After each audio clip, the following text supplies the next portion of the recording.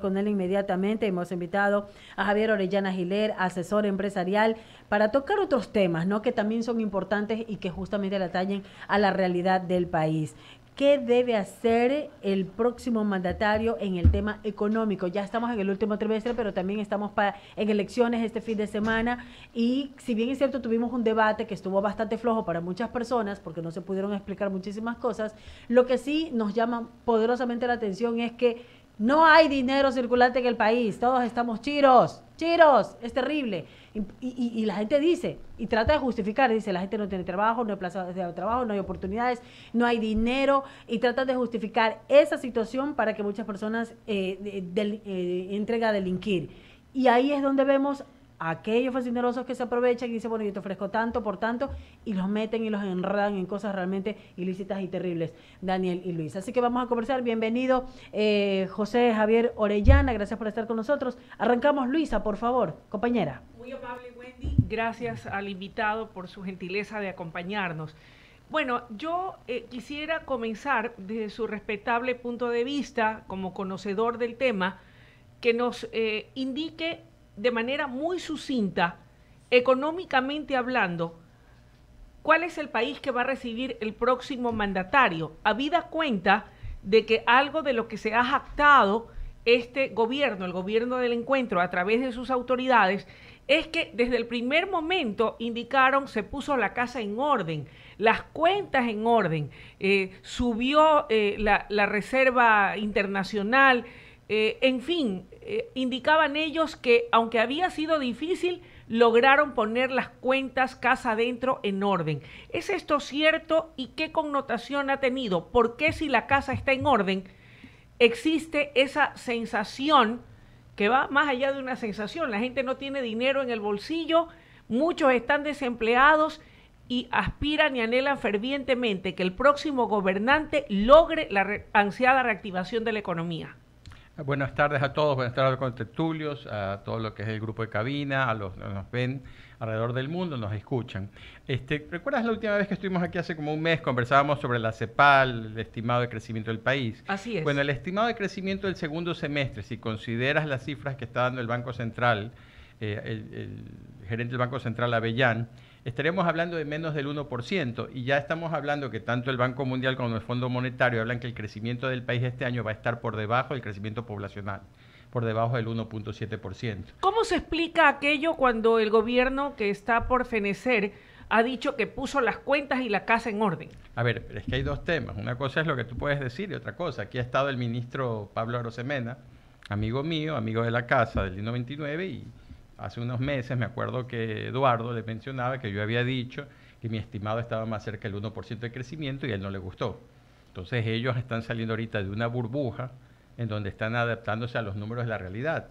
Es como el tema de la reserva monetaria. La reserva monetaria estuvo en niveles muy altos, está empezando a decrecer. Está en menos de 6.500 millones en este momento. Hay que ver a qué nivel llega para diciembre. ¿A qué se debe todo esto? Bueno, no están ingresando dólares. A ver, para poner un poco las cosas en orden, tratar de ser sucintos al mismo tiempo. Ecuador en este momento, el que llega a la presidencia, la Asamblea recibe sus credenciales el 7 de diciembre, si la memoria no me traiciona, y dentro del transcurso de una semana se tendría que posesionar el nuevo presidente o presidenta. Entonces, básicamente, tú llegas al puesto teniendo que pagar un sueldo. Ya el de diciembre, asumo que estaría pagado el primer sueldo de diciembre, tienes que pagar el siguiente. O sea, ya llegas con un gasto enorme. Hablamos del déficit fiscal que va a heredar. No, de sueldos. Sí, digo, pero en diciembre hay que pagar dos sueldos. Todo lo que será también ese déficit. Ah, bueno, que aquí que es que son partes por partes. Okay. Nos referimos por qué se está cayendo la reserva monetaria. Bueno, porque están ingresando menos dólares de los que están saliendo. La reserva monetaria se incrementa en medida de los ingresos del Estado más los ingresos que haya por préstamos. Ecuador en este momento, préstamos entran para básicamente pagar préstamos, para pagar los créditos que se van. Entonces está cayendo, vamos a ver a qué nivel llegamos en diciembre. puede que no haya suficiente como para que ni el uno ni el otro puedan tomar dinero de la reserva. Pero hay un sentimiento de la microeconomía. A mí me gusta más hablar de la microeconomía, más que del estado de las personas, de las familias, de las empresas. Nosotros asesoramos a muchas empresas en financiamiento internacional, con multilaterales, con bancos en Centroamérica, etcétera, en Europa. No hay plata, no hay liquidez, las tasas están altísimas. Y a las personas que nos escuchan, si ustedes no son empresarios, se pueden dar cuenta por las tasas que pagan los bancos en los depósitos a plazo. Ya es muy notorio que muchos bancos pagan a 6 meses tasas por encima del 7%, ni hablemos de las mutualistas. Y si ustedes están del lado de negocios, están solicitando créditos, bueno, la mayoría de ustedes nos vienen y nos dicen, no hay crédito, no me están dando, no hay liquidez, todo el mundo me está pagando. En gran parte también porque hay mucho atraso por parte del gobierno. Ya debe haber alrededor de unos 1.600 a 2.000 millones de dólares de atraso a proveedores. Porque no es solamente el atraso que tú reconoces. Por ejemplo, si yo soy un proveedor del Estado y el ministerio XYZ no me acepta mi factura y no me emite el CUR, yo no aparezco como un proveedor atrasado.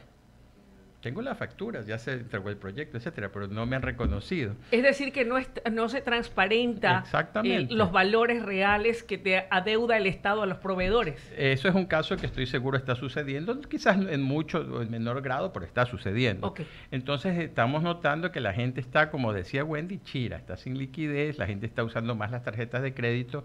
Los bancos también dicen, yo para dar un crédito corporativo al 10,5%, bueno, doy un crédito de tarjeta de crédito al 16, al 16,5. Que es más rentable y más seguro. No necesariamente sé si más seguro o no, pero al menos es más rentable. Acuérdate que el tema de seguridad tiene que ver si esa persona te puede pagar. Vamos a ver con las condiciones. Además que está claro, y eso lo sabemos todos, la banca nunca pierde. Está en monopolio. Acuérdate que todo el mundo se peleaba por ser el banquero en monopolio. Sin duda. Sí, pero también hay otros temas, ¿no? Por ejemplo, un tema muy bueno que escuché de Bruno Leone es que los análisis que ha hecho la Cámara de Pesquería es que probablemente este niño sea moderado leve, que debe ser un gran alivio. Tenemos que prepararnos para el peor caso, ¿no? Pero por ahora se habla de que puede ser moderado leve, lo indicaba el profesor Franklin, se me escapa el apellido, de la SPOL. Que es un conocido oceanógrafo que ha estado midiendo. Entonces, Dios mediante, el niño no nos pega tan fuerte, ¿no? Porque ese es otro problema que vendría con el nuevo presidente. Ok, con ese escenario y estos hechos puntuales que ha citado, estimado José, ¿cuáles deberán ser las acciones en las que deberá acometer el próximo gobernante, tomando en consideración de que si baja sustancialmente la reserva internacional, ambos candidatos han sido enfáticos en sus declaraciones de que van a tomar o que tienen en mente tomar esos recursos para poder reactivar la economía? Y si eso no es posible, ¿qué otra salida tienen? El candidato Noboa ya hizo una aclaración que sería su caso Z, ¿no? Pero igual ya lo dijo él en una primera instancia. Mira, ante todo yo creo que es un tema de seguridad. Tú en 17 meses que es los que van a gobernar, ellos tienen que mejorar los índices de seguridad a nivel nacional, no de percepción, sino de realidad. Guayaquil es una ciudad comercial. Si ya Quito se queja de que están cerrando en muchos sectores de La Mariscal, etcétera, sitios porque no hay vida nocturna. Peor Guayaquil, que es una ciudad más nocturna todavía. Ayer eran fiestas de Guayaquil y el centro estaba vacío, relativamente, para lo que debería estar bajo circunstancias normales. Cuando aquí mi colega hablaba de zona de guerra, la comparaba con Durán, bueno, eso es una acepción bastante cercana a la verdad. Porque en algún momento la policía tendrá que ir a donde se dice hay potencialmente escuelas de sicarios. Claro, y vamos a ver exactamente qué operación terrestre, qué tanto parecido tiene a lo que va a suceder en Gaza.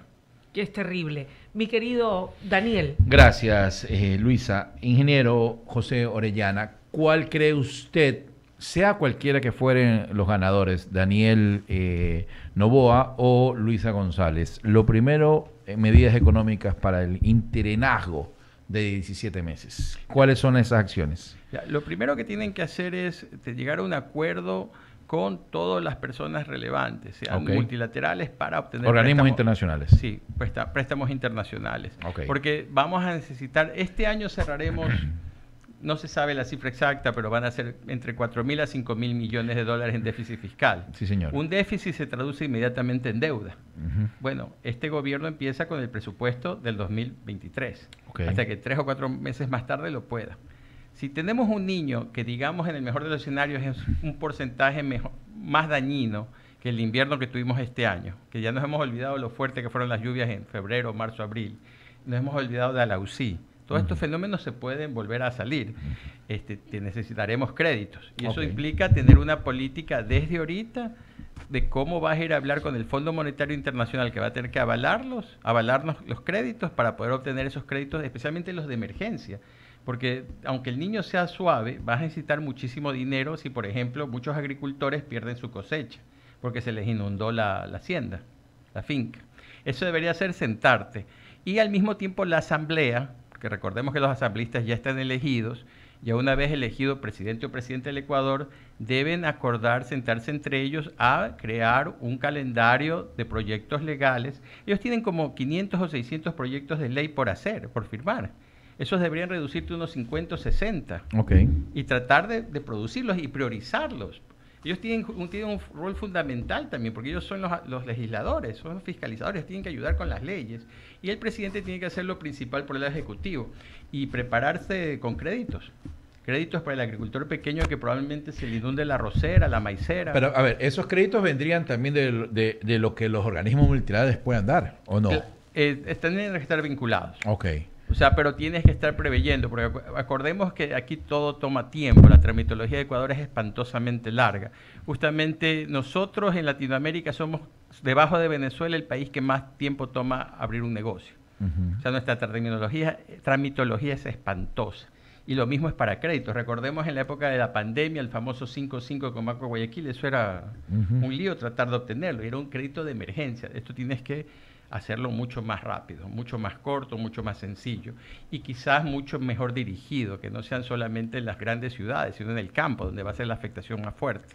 Ok, y de los dos candidatos, ¿cuál cree usted que tendría la habilidad para, primero, pulsear con los organismos multilaterales y segundo, abrir esos nuevos créditos para los pequeños empresarios y productores que necesitan reactivarse? Mira, yo creo que ambos tienen potencialmente equipos. ¿Qué es lo que usted ha visto en ellos? Ninguno ha presentado equipos per se, ¿no? Yo he estado con los dos. Estuve en la comité empresarial con Luisa y estuve en la Cámara de la Construcción con Daniel. Entonces ellos tienen sus cuadros, pero recordemos que en Ecuador tú necesitas entre 400 a 1000 ejecutivos para puestos claves en el gobierno. O sea, ese es tu equipo, de 400 a 1000. Si no los tienes, tienes un serio problema. Entonces ya ahorita asumo que se han hecho las tareas y cada uno de ellos tiene estas personas. No es un número del petit comité de 10, 12 personas, no, necesitas 400 a 1000. Porque Ecuador tiene 400,000 y pico trabajadores del sector de gobierno central, más las empresas públicas. Así es. Entonces no es un equipo pequeño que tienes que ya tenerlo formado y listo para salir. Porque empiezas, o sea, el 16... Yo hoy me asumo que para golpe 10 de la noche del domingo sabremos quién es presidente o presidenta de Ecuador. Entonces, ahí empieza tu trabajo.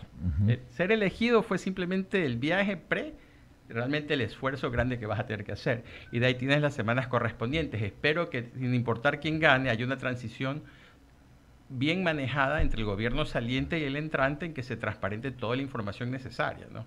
Porque si no vamos a estar en serios problemas cuando venga el principio del próximo año. Sí. O sea, es tan simple como que ellos empiezan y tienen que pagar un sueldo, un décimo. Sí, van a empezar. A ver, dos acciones. Buscar recursos en organismos multilaterales, abrir créditos. ¿Qué más? Digo yo... tú tienes que enfatizar la construcción. Dentro de los... A ver, la construcción es ¿construir qué cosa? Vas a tener que reconstruir mucho el tema vial y carreteras, infraestructura, mira, hay un hospitales, tema con el puentes. fenómeno del niño. Tú escuchas a los peruanos, por ejemplo, ellos están preocupados del dengue. El dengue va a venir. Por las lluvias, por la proliferación de mosquitos, etcétera. Inundaciones, etcétera. Entonces tienes que recurrir ciertos dineros a eso. Tienes que poner todo el quema vial.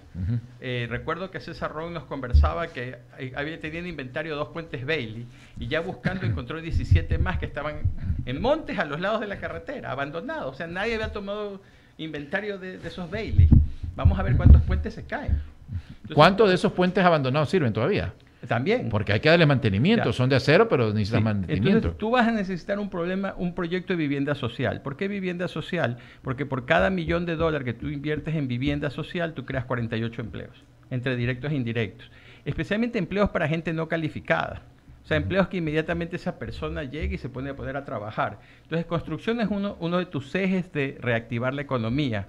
El otro va por un área que ignoramos mucho, que es básicamente el tema de ¿qué vas a hacer con el Yasuní? Ok. ¿Qué vas a hacer con la minería? Porque hay una realidad. El crudo está al alza y probablemente con todos los problemas geopolíticos que hablamos al principio de este programa, el precio va al alza. El precio subió 4 o 5 dólares entre el viernes y el lunes. Y esto sin que haya ningún tipo de problema con Hezbollah en el sur del Líbano o algún tipo de problema con Irán, ¿no? Eso agravaría aún más y podría mandar el crudo a 120 dólares. Y nosotros votando por dejar de producir en el Yasuní. Mira, hay un tema, por ejemplo, el OCP. El OCP es el oleoducto que viene del sur de Ecuador, que se construyó para transportar el petróleo del Yasuní. Ese oleoducto está subutilizado y será más subutilizado porque ahora vas a cerrar el bloque 43. Entonces, él tiene que tomar... va a haber una decisión muy fuerte con el tema Yasuní. Porque no es implementable reducirlo en un año. A ver, ayer el precio del petróleo subió 4.3% y cerró en 86 dólares justamente por lo que estaba ocurriendo. 5 o 6 dólares subió. Ok, pero eso no implica que vaya a estar subiendo. Depende de qué tanto incremente la volatilidad a nivel global. Yo fui trader con Credit Lyonnais Securitization en Nueva York, de commodities. Ajá. Yo viví mucho tiempo en el extranjero, 28 años. Entonces, créeme que el crudo es la sangre del mundo. Sí, señor. Entonces, responde a cualquier cosa que cree incertidumbre en el mercado. El presidente A cualquier de Estados Unidos infección. se enferma A cualquier y infección. sube 2 dólares, 3 Sí, dólares. señor, sí, señor. En este momento tú hablas de que Hezbollah, que está situado al sur del Líbano, podría empezar a atacar a Israel y ya empiezas a involucrar a Irán, porque Hezbollah es shia, se relaciona directamente con el gobierno de Irán. Y hay un lugar que se llama el Estrecho de Hormuz, que es básicamente la salida del Golfo Arábigo Pérsico, que por ahí sale 35% del crudo del planeta. Interesante. Y en ese escenario, tanto de lo que ocurre a nivel internacional como lo que está ocurriendo a nivel nacional, me refiero a la violencia, a la falta de trabajo, el nuevo presidente o la nueva presidenta, de cierta forma, va a tener un escenario no muy fácil en la administración de lo público. Totalmente. Ahora, esto sin que no medie de por medio una pugna con la Asamblea, que la va a haber, sea cualquiera que fuera el que gane. Pongamos un escenario sencillo. Luisa hablaba de subir el IVA. Ajá. Daniel no ha hablado de subir el IVA. Tienes un subsidio enorme a los combustibles en Ecuador. Nadie ha hablado de eso, por cierto. Nadie toca esa pepa. Esa papa caliente no la quiere tocar nadie. Pero a medida que el precio del crudo sube, los precios de los derivados suben, pero no necesariamente en la misma tasa. Por ejemplo, ahorita el precio del diésel ha subido mucho más rápido que el precio de las gasolinas, porque hay un cobro que te hacen las refinerías a nivel mundial. Eso crea más presión en el tema fiscal. Entonces, ¿en qué momento tú te pones a discutir los temas de verdad? ¿De dónde vas a sacar dinero? Claro. Porque los prestamistas te van a decir tanto aquí, tanto acá, pero ¿cuánto vas a poner tú? Claro. ¿IVA? ¿Subsidios? ¿Cómo? Luisa tiene más inquietudes. Sí, perdón. Sí. Gracias, mi querido Daniel. José, ambos candidatos han sido enfáticos en señalar que van a fortalecer la dolarización contra viento y marea. Sin embargo, dada la situación compleja que se va a presentar para cualquiera de los dos candidatos finalistas que llegue al poder, ¿qué circunstancias, más allá de la voluntad o el deseo de fortalecer y preservar la dolarización, podrían llegar a ponerla en riesgo? La dolarización, a ver, yo tengo más de 50 años. Yo me acuerdo cuando en mi primer trabajo en Pacífico, yo compré mi primer carro en dólares, en los años 90. La primera vez que coticé para comprar una casa, un departamento aquí cerca de Kennedy Norte, también fue en dólares. Mi sueldo, yo siempre me fijaba cuánto es mi sueldo en dólares. Entonces, sí, siempre estuvimos en algún grado dolarizados. Venezuela está dolarizada. Tú le preguntas a un venezolano en Venezuela y te habla en dólares. Así es. En Argentina te habla en dólares. No saben de cuál de los 7 u 8 niveles de dólares. El azul, el del vino, el del soya. Hay tantos niveles que uno se pierde. Pero eso es así. Entonces, aquí, mientras nosotros confiemos y tengamos la libertad, aquí la clave es la libertad, de que nuestro dinero es nuestro dinero y podemos tenerlos en dólares, en euros, en yuanes, en lo que querramos, yo creo que no va a haber desdolarización. Pero eso es la voluntad de los ecuatorianos. Ya es otra cosa que nos dejemos imponer algo. ¿En qué escenario cualquiera de los dos finalistas que se convierta en el próximo gobernante de los ecuatorianos perdería la posibilidad de apuntar hacia una reelección? A ver, es muy complicado. El que gobierne va a tener unos meses muy, muy difíciles y acordémonos que viene un año electoral. Entonces ya a partir de octubre cualquier alianza que tengan se desvanece, porque ya todos se vuelven competidores, porque los principales partidos políticos van a querer tener sus propios candidatos. Entonces yo creo que realmente este gobierno entra a gobernar diciembre a julio, agosto máximo. Tienes muy poco tiempo para demostrar, entonces tienes que ser muy fuerte, muy ejecutor. Tienes que ejecutar 2, 3 cosas: seguridad, reactivar la economía y darle gente seguridad. Mira, yo iba mucho a Colombia con Banco del Pacífico. Banco del Pacífico del 95 compró un banco en Colombia. Y después fui mucho con McKinsey y con otras firmas de afuera. Y venía de Nueva York a Colombia, que usualmente en el hotel te decían, ni hable que usted vive en Estados Unidos porque aquí lo secuestran. Pero igual la gente trabajaba, igual la gente producía. El ser humano se hace a las circunstancias. Te apuesto que en Líbano, en Gaza, hay gente que está comerciando. Nosotros tenemos esa sangre, somos gente de comercio. El problema es que nos tienen que dar facilidades, no estorbarnos, sino darnos facilidades. Ahora, hay 2 tipos, en este caso, de personas dedicadas a la actividad del comercio. Y quiero citarlos en primer lugar porque, sin lugar a dudas, están entre los más afectados por los vacunadores, como son los pequeños emprendedores, aquellos que tienen que ver cómo paran la olla del día y viven haciendo préstamos y viven al día. Sí. Esos unos. Y los otros, los empresarios privados, grandes generadores de empleo en el Ecuador, que piden a gritos poder ser más competitivos. ¿Qué deberá hacer el próximo gobernante para, en medio de la vorágine y de la situación difícil que se le presenta, garantizarles mejor competitividad a ellos, que son los generadores de plazas de trabajo? Mira, ahí tienes, son 2 temas, ¿no? El tema de las vacunas, que no solo es al pequeño, también es al mediano y al grande. Así es. Y a las residencias. Mi empleada me contaba que ella vive en La Ladrillera, que ya le cobran $2 por semana por su vivienda. Lo mismo me cuenta la mía, que vive por la entrada de la 8, que paga $2 por semana. Y le digo, ¿y usted se resolvió a pagar? Me dice, doña Luisa, no me queda otra, o pago, pero nosotros no queremos tener un problema. Exactamente. Tú tienes que enfocarte en eliminar ese problema y reducirlo. Okay. Ahora, el problema de las garantías para los empresarios para mejorar la productividad ya va por temas, por ejemplo, los acuerdos comerciales, que nadie le ha preguntado a los candidatos qué decisión van a tomar sobre los acuerdos con China, el que va a salir ahora de Costa Rica, con Corea del Sur. Ya se corrigió lo de la Corte Constitucional, el problema que tenía con el acuerdo con Costa Rica. Vamos a ver qué dicen sobre el acuerdo con Canadá. No he escuchado a ninguno de los 2 candidatos decir sí, yo lo voy a apoyar, o a la misma asamblea, porque realmente los candidatos no importan. A esta altura ya la ratificación viene por la Corte Constitucional y por la asamblea. Los acuerdos comerciales son ratificados por esas 2 entidades. Pero tenemos ya los asambleístas elegidos. No están posesionados, pero no he escuchado a ningún periodista llamar a los 100 y pico que son y preguntarles, tabularlos, ¿no? ¿Qué decisión van a tomar? Otro tema es, por ejemplo, la infraestructura eléctrica. Ya estamos empezando a sufrir apagones. Aquí mismo ha habido algunos entrevistados. Sí, pero los estiajes no es nuevo. Ya en el 2008, 2009, yo viví en el exterior y me acuerdo que en un artículo publiqué que el ministro de Energía de la época va a tener que tomar un curso avanzado de danza indígena en Estados Unidos, la danza de las lluvias, ¿no? Porque garantizaba que iba a regresar la electricidad, pero no podía garantizar la lluvia. Entonces viene un tema también de electricidad. Mira, la electricidad es tan clave que tú puedes correlacionar el crecimiento económico por persona de un país con su consumo eléctrico. Y la excusa del ministro Santos Albite, que lo conozco, me parece insultante. Eso de que los costeños prendemos los aires acondicionados y que por eso se va la electricidad, eso es una ridiculez. Es una barbaridad. Mira, que venga a vivir acá para que vea cómo nos ahogamos. ¿Y cuál es cuál es el primer producto de exportación del Ecuador en este momento? No es el petróleo. Es el camarón. Es el camarón. El camarón necesita cámaras de frío. Pero si tú rompes la cadena de frío del camarón, no lo puedes exportar, igual con la pesquería. El banano también. Pero en menor grado, pero también. Entonces, a veces estos temas, tú resuelves el tema eléctrico para las camaroneras, que necesita unos $800 millones más de inversión en generación, más unos 500 millones en tema de transmisión. Hay postulados. Nosotros en la Cámara de la Construcción hemos hecho postulados de que eso puede atraer al sector privado.